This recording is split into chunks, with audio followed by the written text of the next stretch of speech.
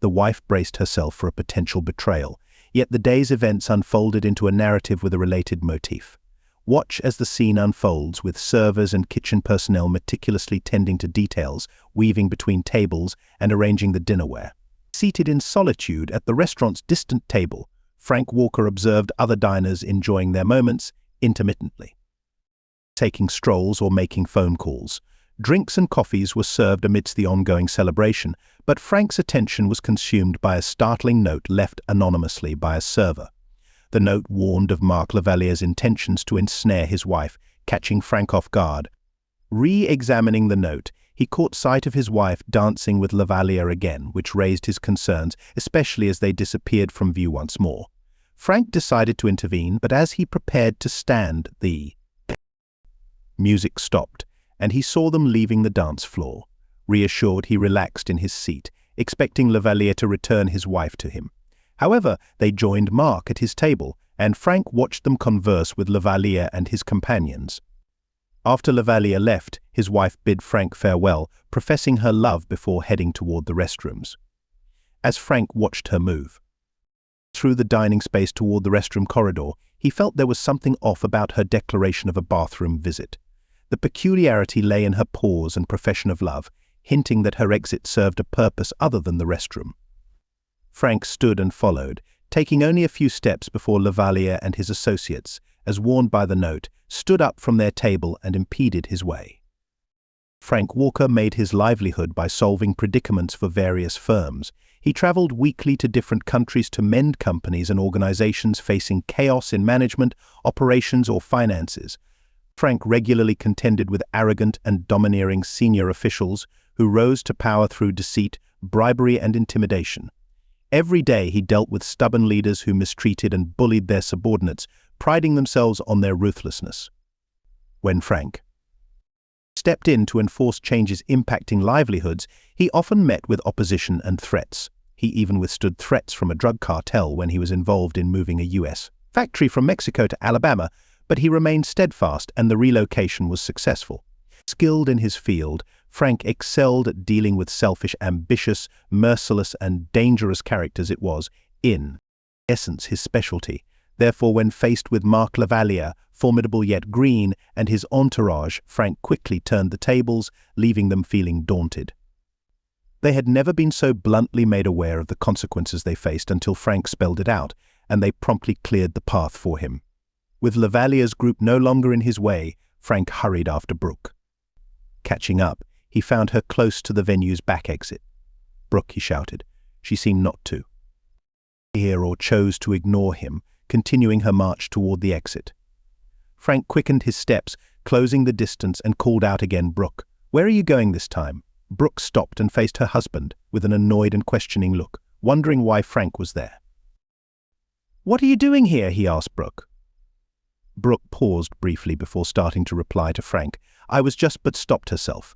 Frank looked into her eyes and asked again, "Where are you going, Brooke?" Brooke averted her eyes from Frank, thinking that this encounter should not be happening, he should not be here. Brooke started again but stopped as she needed to consider what she was about to reveal to him. She knew that making up a story was pointless. She had to admit the truth. She needed to tell him where she was going, despite the discomfort it would bring her and the upset it would cause Frank. Earlier that evening, Brooke had bumped into Mark Lavaliere by chance.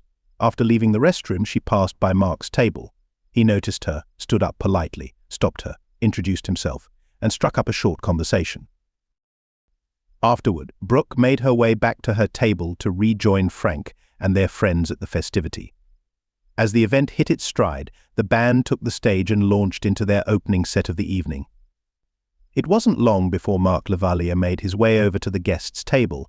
His presence was a delight to all, given his status as a local football hero and celebrity. He greeted everyone warmly, introducing himself, sharing handshakes, posing for photos, signing memorabilia, and eventually he asked Brooke for a dance. Taken aback and initially reluctant, Brooke declined, yet Mark's courteous insistence prevailed. With the group's encouragement and Frank's silent acquiescence, she tentatively agreed to his request. Understandably, Brooke felt a flutter of nerves as Mark led her away from their table to the dance floor. There, however, she discovered that dancing with Mark was An unexpectedly thrilling experience. His youth, attractiveness, confidence, athletic prowess, and dancing expertise were captivating. As they danced, Mark's touch struck a chord with her, his embrace was just as she preferred, and their conversation flowed in a manner that pleased her. He shared sentiments that resonated with her. Mark's charm was undeniable, and from then on she consistently said yes to his dance invitations. As the evening wore on, with each dance and increased rapport, her attraction to him grew, eventually evolving into a tangible physical magnetism. By the end of the night he had led her aside, held her close, kissed her, caressed her, and conveyed his affection. He suggested they continue the evening at his place for some privacy and comfort, to explore each other without inhibition.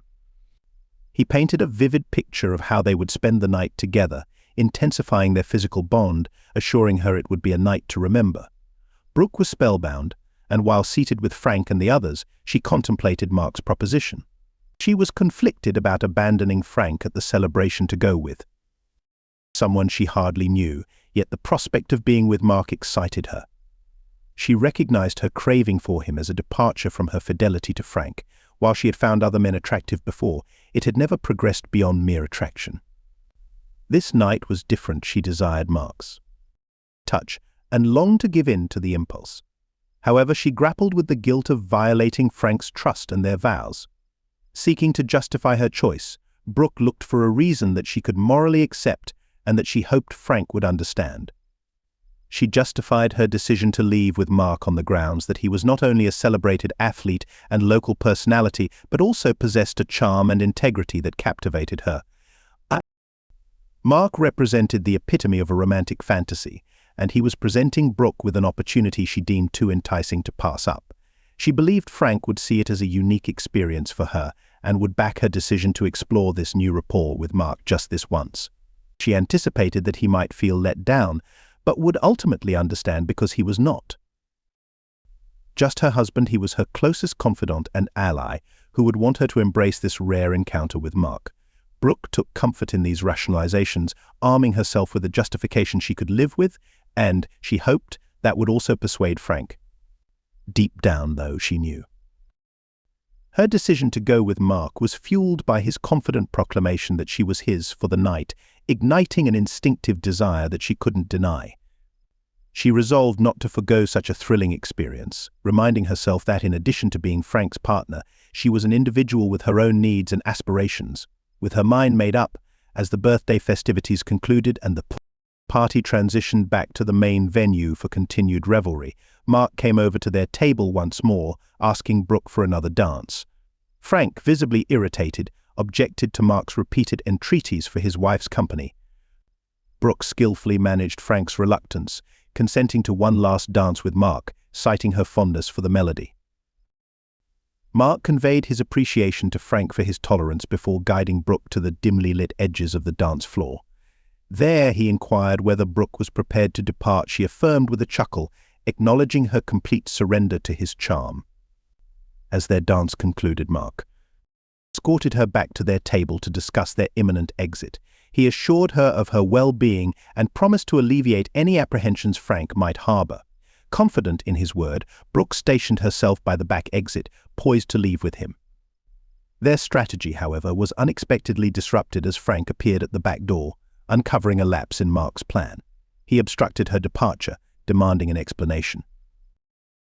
"Brooke, I'm here." "Explain to me where you're headed," Frank insisted. Summoning her bravery, Brooke answered, "Frank, I'm accompanying Mark." "Are you going with Mark?" Frank probed, his tone devoid of emotion. "Yes, I'm going with Mark. He's invited me over to his place," she disclosed. Frank's composure remained unshaken as he asked her the reason for her visit to his house. Skirting the exit, but Frank positioned himself as a barrier between Brooke and her way out. "Frank, it's too intricate to unpack right now. I'll call or text you later to explain my actions, but at this moment I need to leave. Mark is waiting," she articulated. Frank maintained his serene stance, refusing to yield and rejecting the idea of a deferred explanation, insisting on immediate clarity regarding her intentions. "Oh God, Frank, I implore you, let's not cause a commotion. Just let me depart, and I'll expound everything later," Brooke entreated. "No, Brooke, I require an explanation of what's transpiring at this instant," Frank asserted, his voice gaining intensity. Confronted by Frank's insistence, Brooke's response grew defensive. "Frank, you don't control me. Step aside and let me pass." "No, Brooke, you are my spouse, and you're not leaving until you elucidate your behavior," Frank countered. Acknowledging Frank's resolve, Brooke realized she had to divulge her plans. With an anxious exhalation, she confessed, "Frank, I understand how terrible this appears, and I can hardly believe I'm doing this, but I'm heading to Mark's to stay the night." She quickly appended, "But Frank, it's just for this night, and he'll return me home tomorrow." Frank's reaction to Brooke's declaration was not immediate. He needed a moment to process that his wife had just informed him of her intent to spend a night with Lavalier. Yet he soon responded with visible anger, "No, Brooke, you will not stay the night with Lavalier. You're not merely going for a sleepover, are you? You're planning intimacy with him, aren't you?" Frank interjected. Brooke averted. "Oh," his gaze remaining mute. "Convey the truth, Brooke. Is that your intention?" Frank persisted. Still Brooke was silent, her eyes cast downward.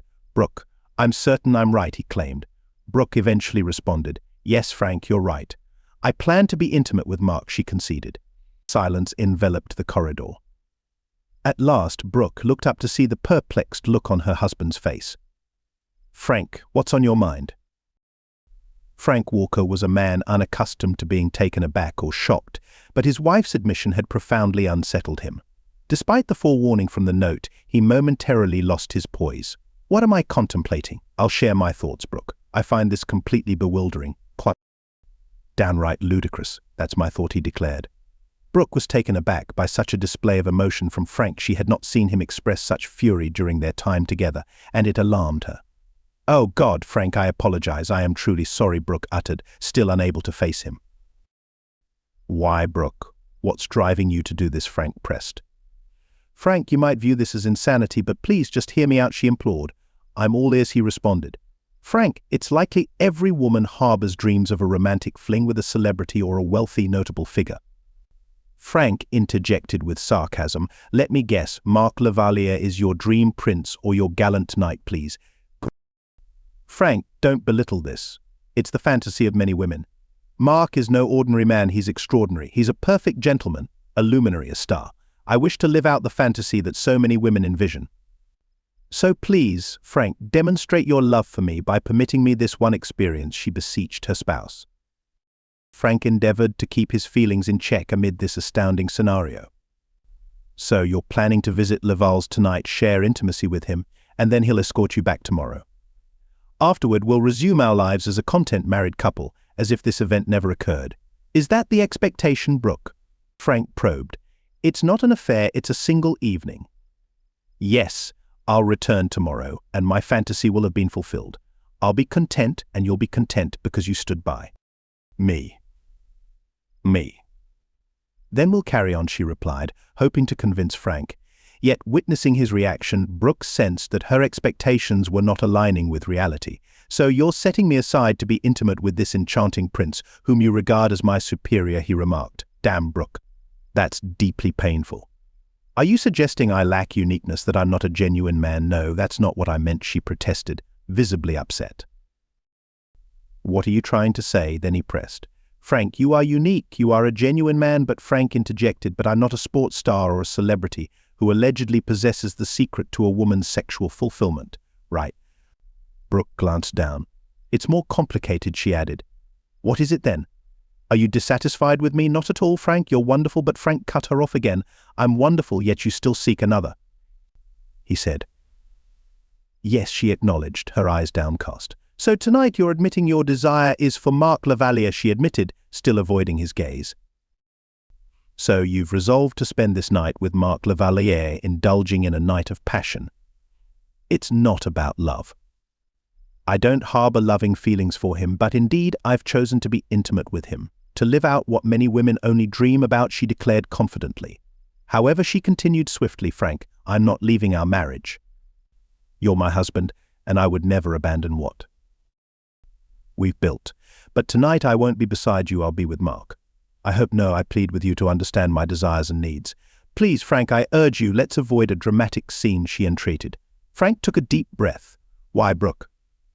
Why should I be fine with you being with another man and then returning to me as though it's insignificant?" he questioned. "Because you've always engaged with me with openness, and you've treated my feelings, desires, and needs with sensitivity and consideration. And I believe that when you realize how important this night with Mark is to me, you'll suppress your anger and handle it as a composed, sophisticated, worldly person she reasoned with her husband. Can I handle it? Can I really? Help me understand how I'm supposed to accept that tonight you'll be in Mark Lovell's bed, and he'll have you. How will I face tomorrow when he arrives with you, knowing you've spent not just a moment but a whole night together? How can I look at you, knowing you've been with another? Tell me, how am I to process this, he demanded. Frank, I can't provide a definitive answer. I just hope you can work this out mentally and we can move forward. I know you're angry with me, but can't you comprehend the significance of this experience for me, she inquired. Brooke, it sounds like you want me to suppress my pride and accept your liaison with Lavalier, Frank observed. This isn't some casual affair, she exclaimed. And no, Frank, I don't expect you to simply be fine with it. I'm asking you to recognize my feelings and needs and to reconcile with them out of your love for me, because you're my soulmate, my confidant, and you desire for me to have this rare experience, an experience I may never encounter again. This is my request to you, my love, she conveyed to him. Frank contemplated Brooke's plea for a moment. He grappled with comprehending her expectations for him to tolerate her closeness with Lavalier. As he reflected more, it grew obvious that she underestimated the gravity of her actions and their impact on both him and their relationship. She seemed ensnared in a reverie, fueled by her encounter with Lavalier that night. He was driven to jolt her into reality. Brooke, how do people label a man whose spouse is involved with someone else? He inquired. After mulling it over, Brooke responded, a cuckold, the word heavy on her tongue. Precisely, Brooke. That's the label for a man whose partner seeks another for pleasure. Yet I will not stand to be labeled as such by you and Mark Lavalier, he asserted with finality. Tears welled in Brooke's eyes as she turned to Frank. So you won't prevent me, she questioned. No, Brooke, I won't intrude. You're an adult, responsible for your choices. The decision to continue with this lies with you. If you think this is what you need, then go ahead, spend the night with him. Savor what you deem love and closeness. Your path remains unobstructed by me, Frank added. I've made it clear this isn't about love. I'm not in love with him, I'm in love with you, Frank. It's just a physical temptation. My attraction to Mark is purely physical, not emotional, Brooke argued. Thus you're separating love from physical desire in your mind, Frank surmised. Indeed, Frank, my time with Mark is driven by physical allure, but I return to you out of love. You are my husband, my confidant, my other half. Our connection transcends the physical, she affirmed. I won't debate the nuances of love versus physical allure. However, as I've mentioned, your way is clear, Frank reiterated. Brooke gazed at Frank, wondering if he truly grasped the situation. Brooke, if this is your true desire, then follow it. But Frank paused before you leave. Consider our marriage concluded as of this moment. Brooke, startled, exclaimed, conclude our marriage? What are you implying? I mean that once you leave, our marital ties are severed, we'll remove our rings and dissolve our vows. The legalities will follow, but in my eyes, our marriage ends before you depart, Frank clarified, not waiting for Brooke's response. He continued, tonight, as Lavalier accompanies you, I shall be the cuckold, for you will cease to be my wife. No, I can't go through with this, Frank. I just can't, Brooke protested. We've reached an agreement, Brooke, so what's your decision? He pressed. I'm unsure, she said, exhausted. Nonsense, you know what you want. You desire to be with Mark Lavalier tonight and then return to me, Frank accused. Brooke sobbed uncontrollably. Are you serious? If I spend just one night with Mark, you'll dissolve our marriage, she asked, trembling. Without a doubt, he affirmed solemnly. Brooke's expression shifted from shock to anger as she saw her rationale for the night with Mark crumble. Frank, do my thoughts and emotions really mean so little to you that you'd end our marriage instantly without giving us a chance to mend and move forward? She challenged. Brooke, there's nothing to mend. Understand that some things are unchangeable, and my partner being with another man is one of them. I can't agree to a scenario where you're with Lavalier and then we carry on as if it's insignificant, he declared. So my feelings, needs, and emotions are trivial to you, she retorted with a tinge of irony. Brooke, just before you walked away, effectively abandoning me without explanation. Had I not followed and stopped you, you'd be on your way to Mark Cavalier's place for a night of intimacy. Thus, it's clear my feelings and emotions are neutral to you. What reason do I have to find your emotions and sentiments of any importance, he inquired. The impact of her decision dawned on Brooke. Frank, I'm deeply sorry, truly. The thought never entered my mind, she replied. Brooke, don't pretend the thought never occurred to you, because it did. My mind was filled with thoughts of you preparing to meet Laval and engage in the romantic plans he had in store, Frank said. It's clear you didn't spare a thought for how I might feel, why you were leaving, where you were going, or what you intended to do, he continued. Frank, believe me, it wasn't my plan to leave without letting you know my plans. I planned to send you a message once I got to Mark's, explaining where I was and what I was doing, she elaborated. You planned to message me, Frank scoffed. So, while you're with Lavalier in his bed, your plan was to inform me. Frank, I'm sorry for leaving the party, but I decided to spend some private time at Mark Lavalier's and won't be coming back tonight. See you tomorrow. Is that how you imagined it? He mocked. That's cruel, Brooke, he stated. It's merciless and shocking how you briefly decided to leave me, your partner, your best friend, and the one you're connected with soulfully, to spend the night with someone you barely know, Frank expressed. Brooke began to cry. What's actually cruel is expecting me to accept it as nothing. That's the real cruelty, she argued. I'm so sorry, Frank. I wasn't thinking, she admitted. Now, Brooke, it doesn't matter what you thought or didn't think, what you say or don't say, because I caught you before you could go, and now I understand your intentions, and you understand mine. We're past guessing. It's time to face the reality, Frank stated firmly. Brooke looked at him, puzzled. And what is the reality, she asked. Here's the reality. The door is there, and Lavalier is waiting for you outside. I bet he's getting impatient. Now, it's up to you, Frank told his wife of 12 years decisively. Without hesitating, Brooke said, Frank, I will not walk out that door. I refuse to leave you for him. I can't leave our life together for his sake. I'm not so easily fooled, she told him. Frank watched her closely. Just 15 minutes ago you seemed prepared to walk out and join him. So what has changed now, or is everything essentially the same, except you're now reluctant to go through with a separation? He asked.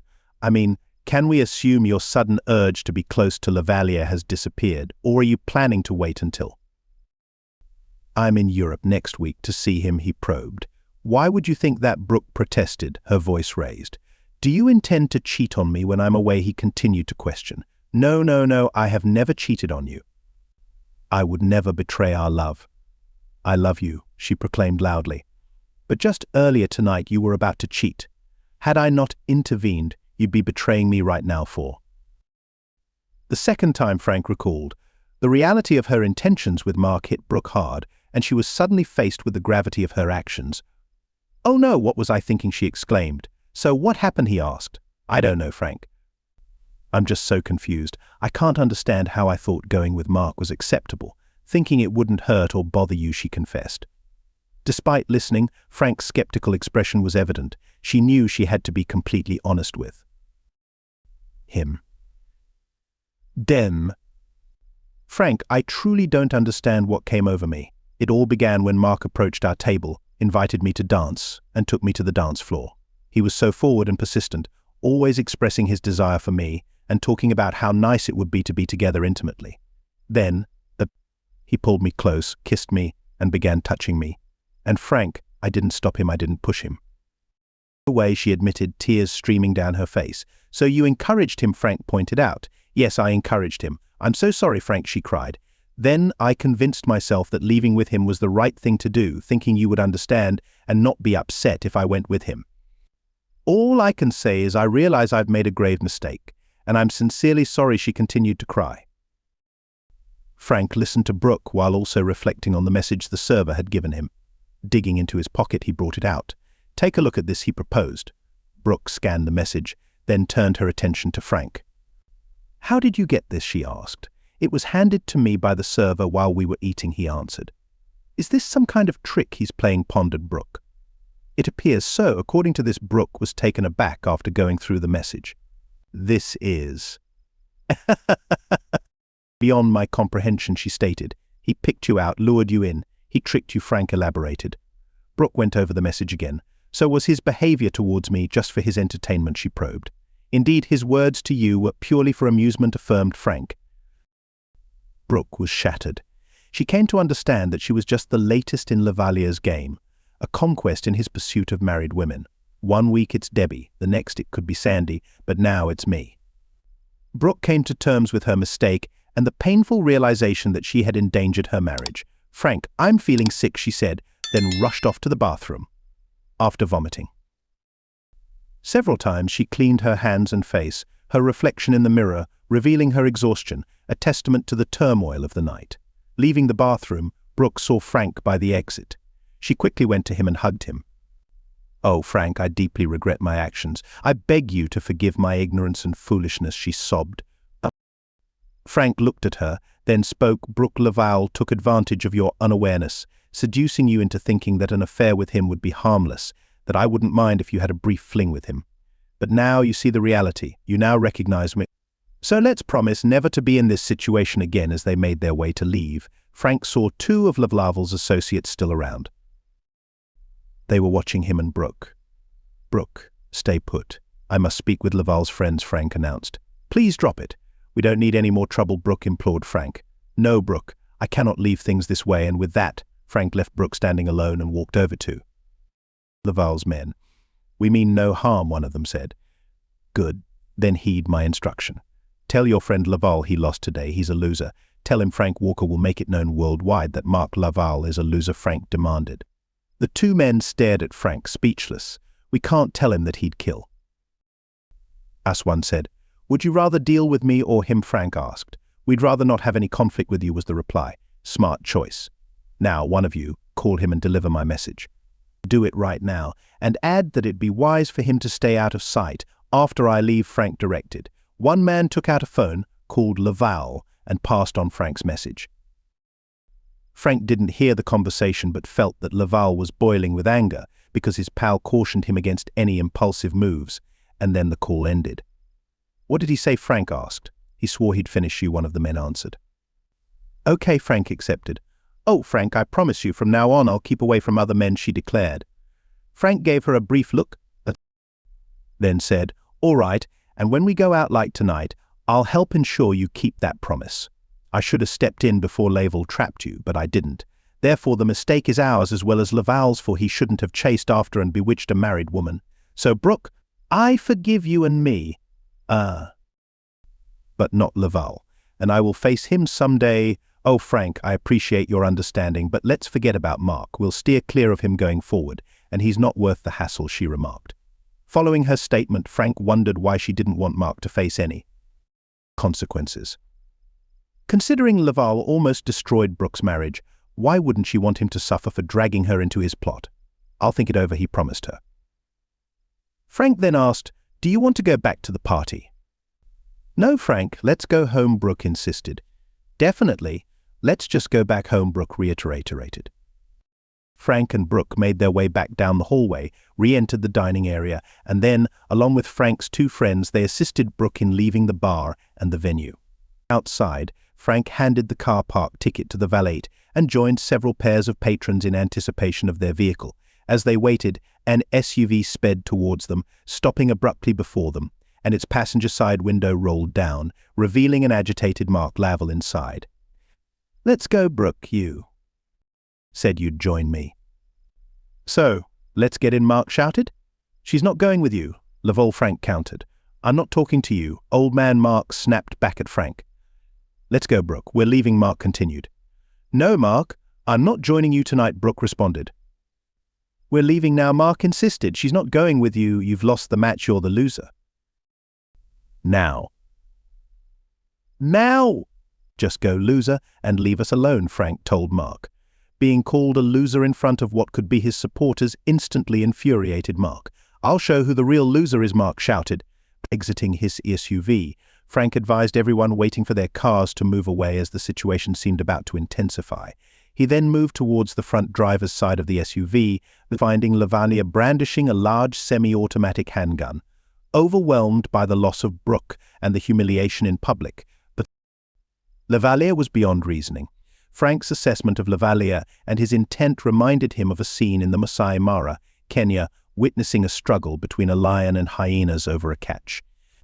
Lavalier had been after Brooke for hours and finally claimed her, planning to take her back for his satisfaction, but before he could proceed, Frank stepped in and saved her. Now, like that lion, Lavalier was determined to take back what he considered his, unconcerned about the extent of his actions, to achieve his aim, even if it involved eliminating Frank. "Brooke will be with me, and if you try to stop that, I will kill you," Lavalier threatened. Frank stepped back, now about 3 meters away from Mark, with his hands raised, palms out, fingers extended in a stance that was defensive but not aggressive. "Put down the gun," Frank requested. "You've interfered with my chase and I'll finish you." "Drop the gun before this escalates further," Frank proposed calmly but firmly. "I'll show who's in trouble." "I'll finish you, then go after your wife," Mark threatened, pointing the gun at Frank.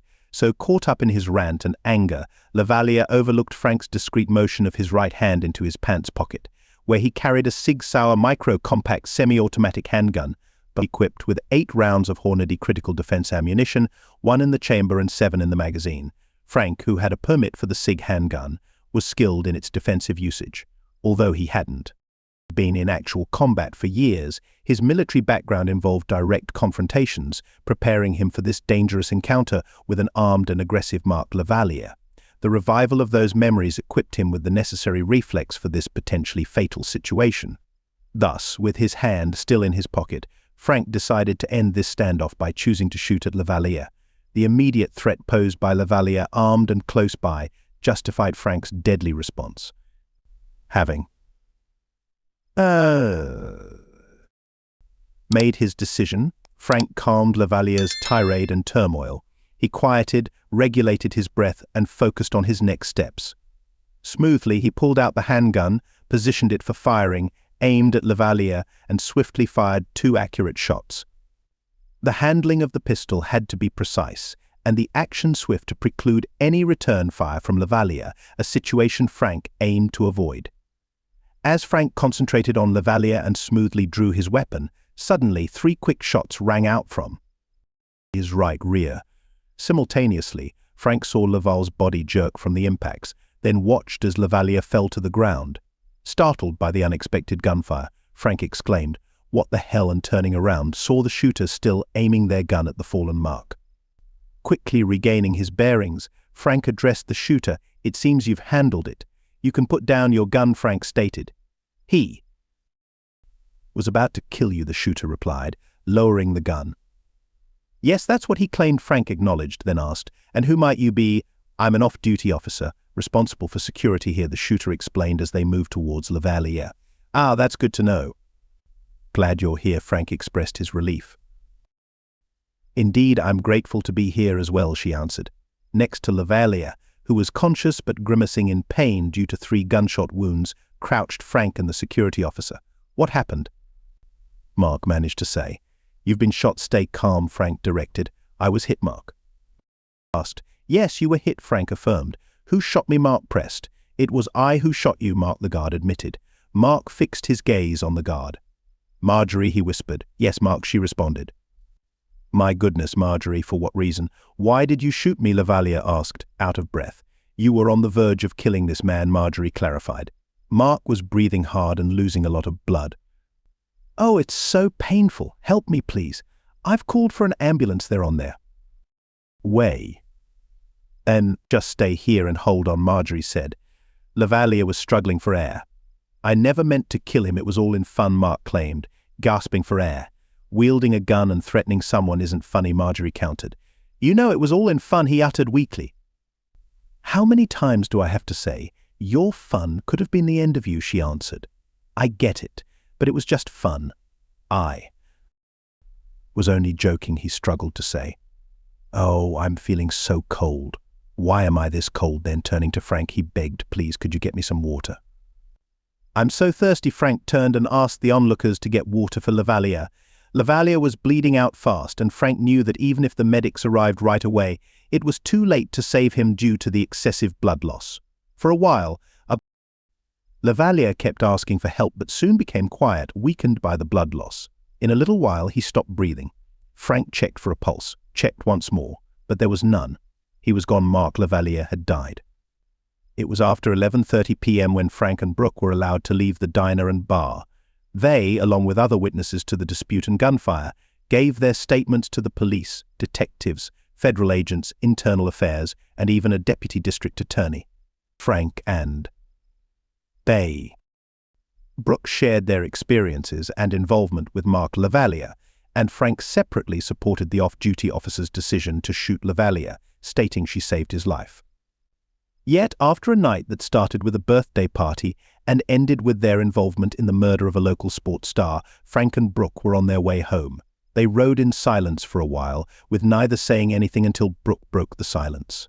"Frank," she initiated. "Yes," he answered. "Do you wish you had been the one to finish him?" she inquired. Without hesitation, "Yes," Frank confessed. Brooke thought about his prompt and straightforward answer and sensed the bitterness in his voice. Frank was unsatisfied and angry that the situation with Lavalier ended with a female security officer taking action when Mark confronted them outside the diner. Brooke knew this would become Frank Walker's issue and foresaw trouble for Mark Lavalier. Mark was an emerging star with a big ego, a quick temper, and a firearm, unlike Frank Walker, a seasoned business strategist used to dealing with powerful individuals, furious that this adult engaging in juvenile pranks dared challenge him over his wife right in front of him, and Lavalier couldn't escape the fallout. Brooke was well aware that Frank had a firearm and had deliberately drawn Mark into a situation where he would likely take his life. Telling Mark he had lost their confrontation and calling him a loser was merely a trap, and ultimately Mark walked right into it, sealing his fate. Therefore, Brooke knew Mark Lavalier's fate was sealed even before he stepped out of his SUV, witnessing the confrontation. Between the man she might have cared for and her husband, she was deeply disturbed because she felt responsible for Mark's death. If he hadn't chosen her, and had she not agreed to go with him, he would still be alive. However, by some strange twist of fate, an off-duty police officer shot and killed Lavalier, believing he was defending Frank's life. This incident inadvertently saved Frank from having to deal with Lavalier for trying to run away with his wife, but it also spared Brooke the sorrow of knowing her husband was the murderer. "I'm glad you weren't the one to end his life," she admitted to him. For what reason, Frank queried. "It's better that law enforcement was involved," she clarified. "Are you referring to the cops, Frank?"